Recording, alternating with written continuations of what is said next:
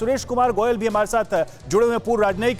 Suresh sir, ये जरा मैं चाहूंगा जरा आप इसको रेखांकित करिए कि बदले हुए वैश्विक हालात में चीन जो कुछ भी कर रहा है, जो विस्तारवादी नीति अपना रहा है, चाहे वो भारत की सीमाओं पर गांव बसाने की बात हो या फिर अपने पड़ोसी मुल्कों के समुद्री सीमाओं में इंक्रोच करने की बात हो, ये अप्रोच चीन को कहां लेकर जाएगा और भारत उस अप्रोच से कैसे डील करने वाला है आने वाले समय में?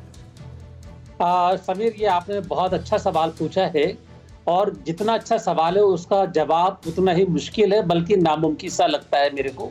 क्योंकि सबसे बड़ी बात यह है कि चीन इस समय अपने आप को देखता है कि वो विश्व की उभरती हुई नंबर 2 ताकत से वो नंबर 1 ताकत पर पहुंचना चाहता है। और इस नंबर 1 ताकत तक पहुंचने के लिए उसको सबसे बड़ा जो एक सामने चैलेंज महसूस होता है वो विश्व में यूएसए है और एशिया में इंडिया है ये। और अगर इंडिया और यूएसए इकट्ठे हो जाते हैं तो चाइना के लिए दोनों ही मिलकर के लिए एक बड़ा खतरा बन जाते हैं।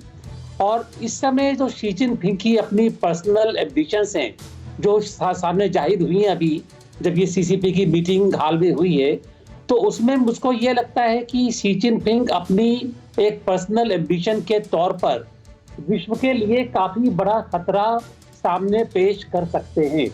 अभी कल कहीं बातचीत हो रही थी, तब भी ये पाया गया था कि इंडो पैसिफिक में खास तौर पर ताइवान और ये जो एशिया में चीन एक बड़ा खतरा बन चुका है और उस डील करने के लिए सब देशों को इकट्ठा होना पड़ेगा। बिल्कुल। अजीम भट्ट भी हमारे साथ मौजूद हैं, पाकिस्तान के जर्नलिस्ट हैं। अजीम, क्या ये माना जाए, पाकिस्तान का जहां तक सवाल है, पाकिस्तान और चीन के कनेक्शन का जहां तक सवाल है, पाकिस्तान के सामने मजबूरियों की फहरिस्त इतनी लंबी है कि उसमें चीन के खतरे को भी नजरअंदाज किया जा रहा है। खतरे का एहसास तो आपको भी होगा ना कि चीन क्या कर सकता है और क्या कर रहा है।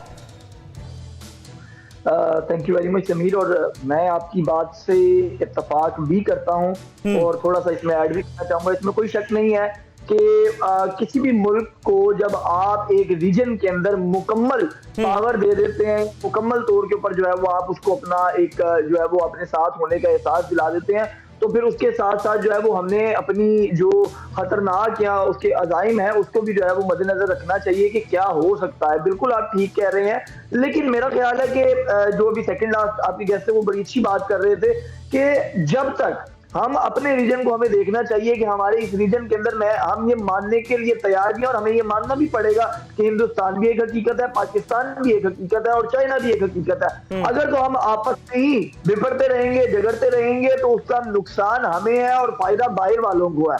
और उसी के अंदर जो है जब हम ये देखें कि हमारे बॉर्डर्स आपस में साथ लगते हैं, हमारा और हिंदुस्तान का और चाइना का, हमारा और चाइना का, तो क्यों ना हम लोग आपस में ठीक होने की कोशिश करें। मेरा तो ये मुद्दा है और हमें ये चाहिए कि अगर कोई ऐसी कोशिशें 1962 के पहले चाइना के साथ भारत ने की, हमारे प्रधानमंत्री ने हिंदी चीनी भाई भाई को अपनाया, लेकिन उसका नतीजा भी हमने देखा और यही वजह है कि जो ट्रस्ट डेफिसिट है वो एक बड़ा चैलेंज है चीन के साथ भारत का, कम से कम अगर हम कहें तो। मनीष हमारे साथ जुड़े हुए, हमारे सहयोगी। मनीष, आज का जो दिन है और आज जो वॉर मेमोरियल बन रहा है, रक्षा मंत्री वहां पर मौजूद हैं, भारतीय सेना के तमाम बड़े पदाधिकारी वहां मौजूद है, इसका एक सिंबॉलिक इंपॉर्टेंस क्या है और चीन को एक डायरेक्ट मैसेज इससे क्या जाएगा?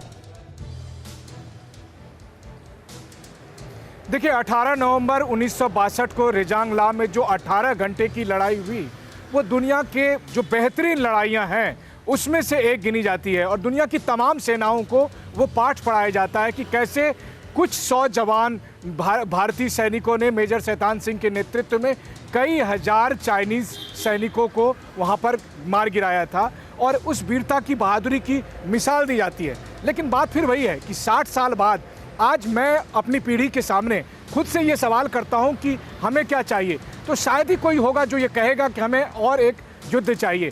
एक ऐसे समय में जब 1962 के बाद भारत और चीन के रिश्ते सबसे तनावपूर्ण संबंध में हैं। ऐसा नहीं है कि भारत ने कोशिश नहीं की, प्रधानमंत्री मोदी और चीन के राष्ट्रपति के बीच 6 साल में 18 बार मीटिंग हुई। उसके बाद हमें डोकलाम मिला, उसके बाद LAC पर आज हम ये सब कुछ देख रहे हैं, गलवान मिला। वहीं पाकिस्तान के साथ आप देखिए, प्रधानमंत्री मोदी खुद पाकिस्तान गए लेकिन बदले में हमें पठानकोट और उड़ी मिला। तो हमारे ये पड़ोसी हैं, इसलिए हमें अपनी तैयारियां भी रखनी होगी, लेकिन साथ ही साथ जियोपॉलिटिकल संदर्भ में हमें बातचीत को आगे बढ़ाना होगा। और WMCC की आज की बातचीत इसी संदर्भ में बिल्कुल, हो और रही है। यही वजह है कि बातचीत का रास्ता जो है वो खुला रखा गया है और हम अभी भी ये उम्मीद कर रहे हैं कि बातचीत के रास्ते कुछ हल निकलेंगे। अड़ी सोमवार से शुक्रवार शाम 6 बजे सिर्फ TV9 भारतवर्ष पर।